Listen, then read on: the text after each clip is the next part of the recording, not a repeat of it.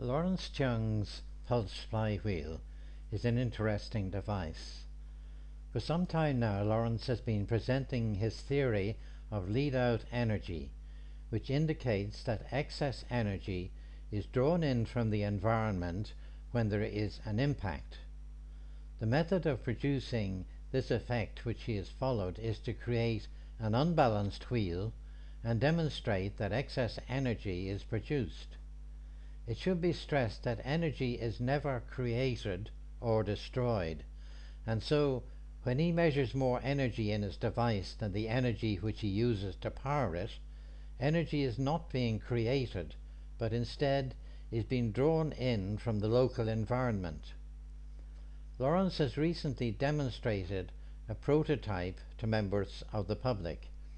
His reason for doing this is that not everybody is honest and truthful when they present information. For example, take the current lies about COVID-19, which are based on the average person's lack of medical knowledge, namely 1.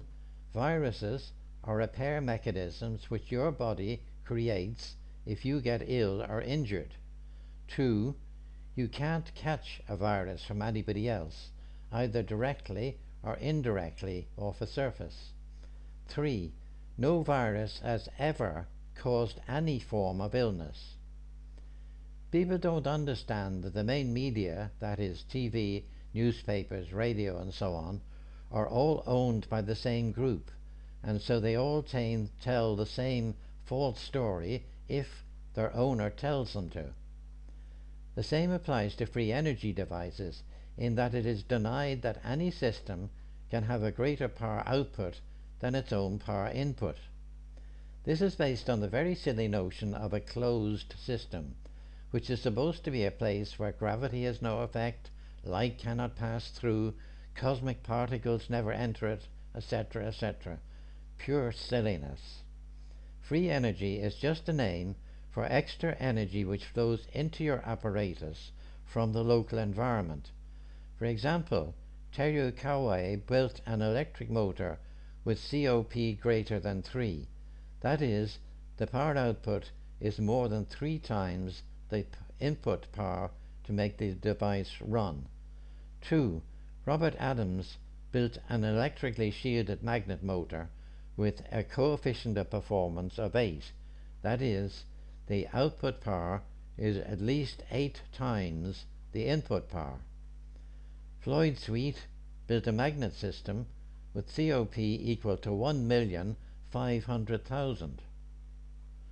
Lawrence understands this, and so he wanted to demonstrate a simple and open device which anybody could check out using their own instruments.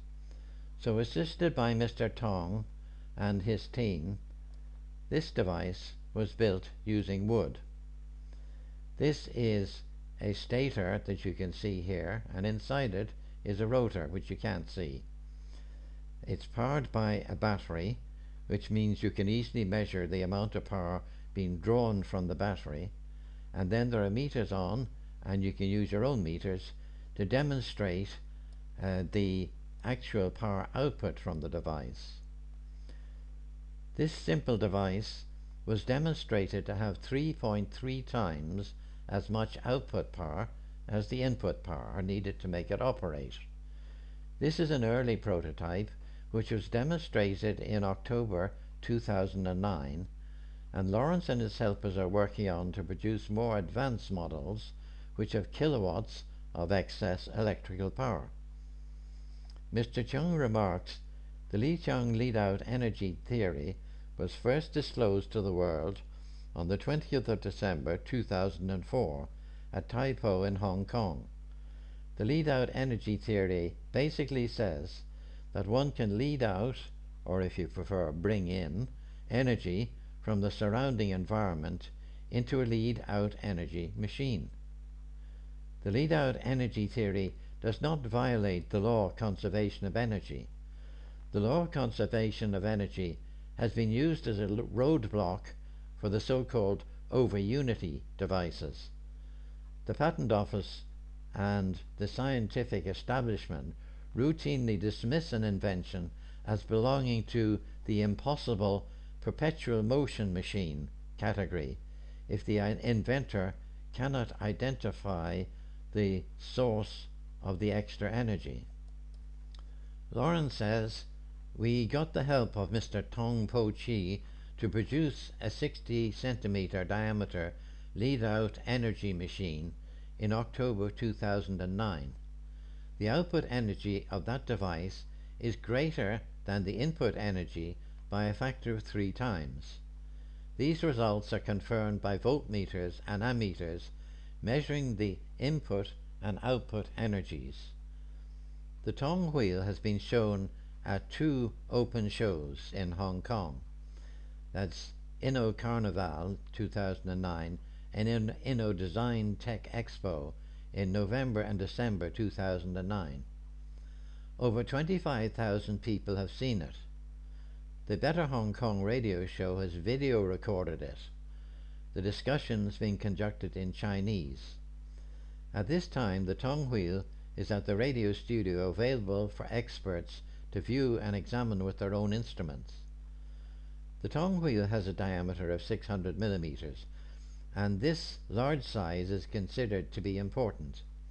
It has 16 permanent magnets mounted on its rim and 15 air core coils mounted around it on the stator. There is one position sensor. The coils can be switched to act as a drive coil or a collection coil. That is, each coil can have one of 2 functions which you choose by operating a switch. This diagram shows the arrangement for this particular device. There are 2 pole changeover switches which allow you to switch the coil to be either a drive coil, shown in green, or an energy pickup coil, shown in yellow. There is a drive circuit, and that's the pulsing timing of the drive circuit is altered by the adjustable position of the sensor which sends the rotor magnet passing by it. There are various ways of organizing this. If the position of the switches as shown for 10 of the 15 coils shown here, then they act as drive coils. The sensor is adjusted so that the drive circuit delivers a brief energizing pulse to those coils just after the magnets have passed their exact alignment position with the coils. This causes them to generate a magnetic field which repels the magnets, thrusting the rotor around. The pulse is very brief, so very little power is needed to accomplish this pulsing. As been mentioned before, any number of coils can be switched to provide this driving force. With this particular wheel, constructed by Mr. Tong, the best number has to be found to be 10 coils. It should be noted that this arrangement, where you pulse a rotor by giving an electric current to drive coils, is not an over unity arrangement. In other words, there is an energy loss in producing the rotation of the rotor by that sort of method. That's the sort of method that was used by John Bedini in his battery charging coil arrangements. The power pickup from this particular design is achieved by gathering the electricity generated in some of the coils as the magnets in the rotor pass by them. The arrangement for that is that the power collection circuitry is fed by the coils shown in yellow. The coils in green are still used in a different circuit to actually drive the rotor around. In this arrangement, 5 of the coils gather energy while 10 provide the drive. For the sake of simplicity, the diagram shows the 5 collection coils adjacent to each other, and while that would work, the wheel is better balanced if the drive coils are evenly spaced out around the rim. For that reason, this switching would actually be selected to give 5 sets of 2 drive coils followed by 1 pickup coil, as that gives a perfectly balanced thrust on the wheel. The 2 diagrams that I've shown you so far are shown separately in order to make it clear how the drive switching and the power pickup switching are arranged. The full design arrangement and the balance switching are shown in the following diagram, which indicates how the full design is implemented on this particular implementation of the wheel design. The sensor can be a coil feeding a semiconductor switching circuit, or it can be a magnetic semiconductor called a Hall effect device, which can also feed a semiconductor circuit. An alternative would be a reed switch, which is a simple mechanical switch encased in an inert gas inside a tiny glass envelope. So the complete circuitry, the way it should be organized, is shown here. You've got the drive circuit, which is synchronized by the input of an adjustable sensor, and the drive circuit then pushes the coils shown in green, and they drive the rotor around. The power collection circuitry uses the other coils, the ones shown in yellow, and the feed from those coils caused by the magnet passing by is fed through to the power collecting circuitry on its drive board. Mr. Chung remarks that the large wheel size is due to the fact that the pulse force takes time to impart the impulse to the wheel, and lead out energy from the environment flowing into the system is caused by that. It's planned to produce a version which has a 300 watt output and another with a 5 kilowatt output. Educational kits are also planned. If you decide to replicate this particular design, then to raise the output power level you might consider putting another set of coils around the wheel and either using them as 15 additional energy pickup coils, or alternatively pulsing the wheel twice as often. Adding one or more additional rotor discs to the same rotating shaft is also an option, and that has the advantage of increasing the rotor weight and improving the effect of the impulses on the rotor. The diameter of the wire used to wind the coils is a design choice which has a wide scope. The thicker the wire, the greater the current and the larger the impulse given to the wheel. The coils are normally connected in parallel as shown in the diagrams. Because of the way magnetic field strength drops off with the square of the distance, it is generally considered good design to make the coils 1.5 times as wide as they are deep, as indicated in the diagram above. But this is not a critical factor. Although motors of this kind can be built in many different ways, the construction used by Mr. Tong has some distinct advantages. So there is a little more detail here now on how I understand the construction to be carried out. The rotor has the north pole of the magnets embedded in it facing outwards. The side of the stator which supports it has got a number of cross timbers attached to it, which run across to an identical far side stator. There are 2 side pieces, and they're attached together by 16 cross timbers, each of which are held in place by 2 screws at each end, as you can see them there in this close-up photograph. This produces a rigid structure,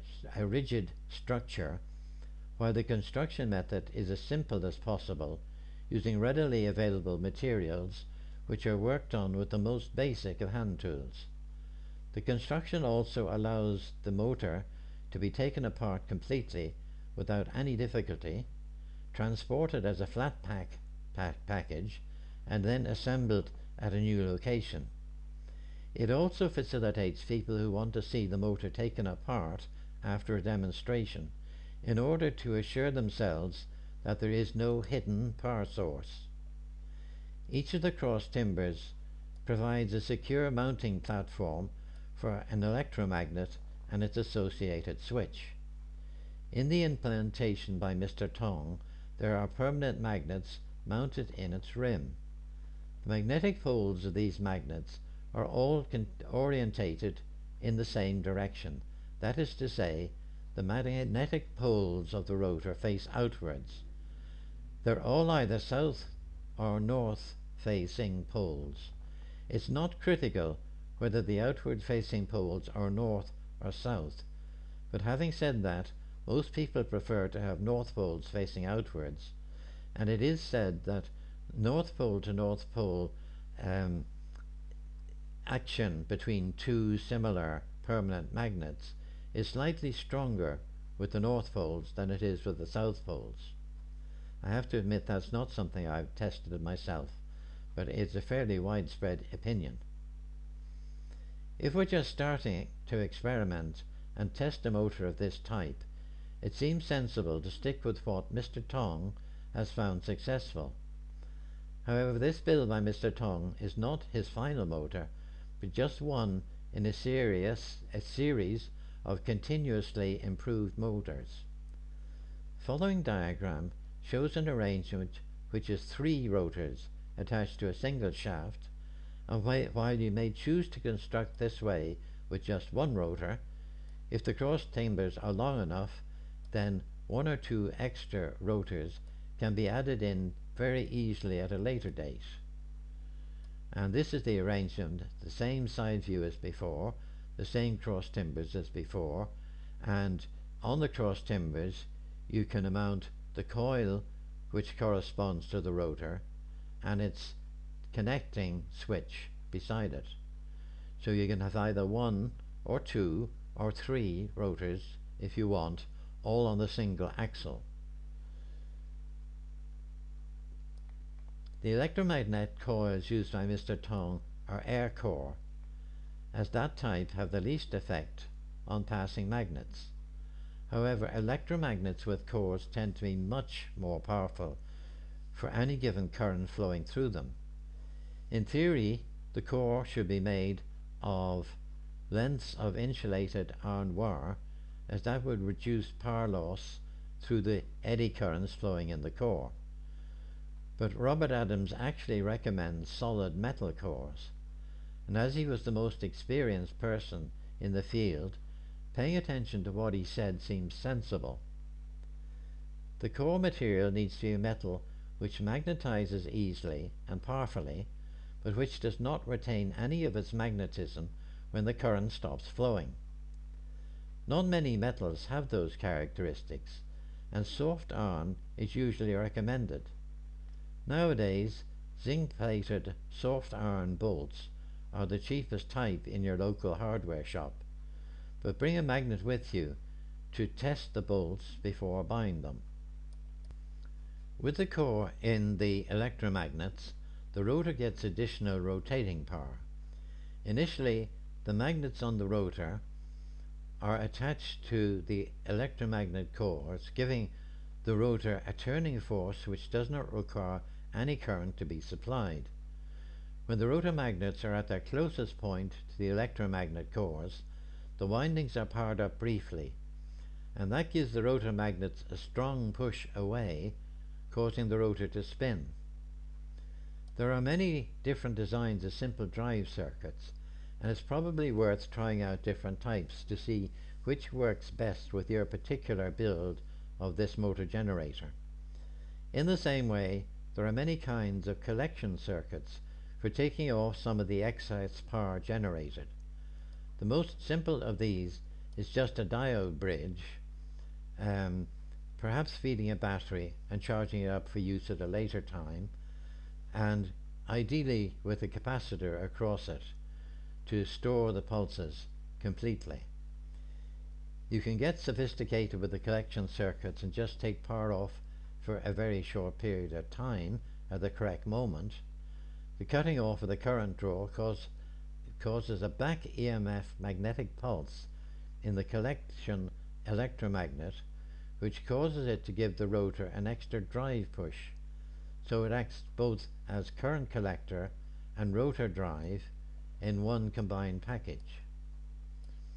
Here are two of the most simple circuits possible, one for the drive and one for the power collection. The drive circuit transistor is switched on by voltage generated in the grey coil here, caused by a magnet passing by it. The transistor then feeds a large current pulse to the black coil, driving the rotor on its way. The neon and the 1N4001 diode are there to protect the transistor. The pickup coil has just got a diode bridge across it on this particular diagram. Having a capacitor between the minus and plus output leads from it would be probably a good idea. This is a possible physical layout for this particular circuit. The coil with the two windings on it, which is a bifilar coil, is part of the circuit here, and the components are screwed into an ordinary electrical connector strip. It works very well indeed, that particular arrangement. The 1K variable resistor is adjusted to give the best performance, and the on-off switch is optional. More advanced circuits can also be tried and the performance compared. Generally speaking, I would expect a 3-rotor version of Lawrence's generator to give a better performance than a single rotor implementation, but experimentation is needed to check if that is actually so.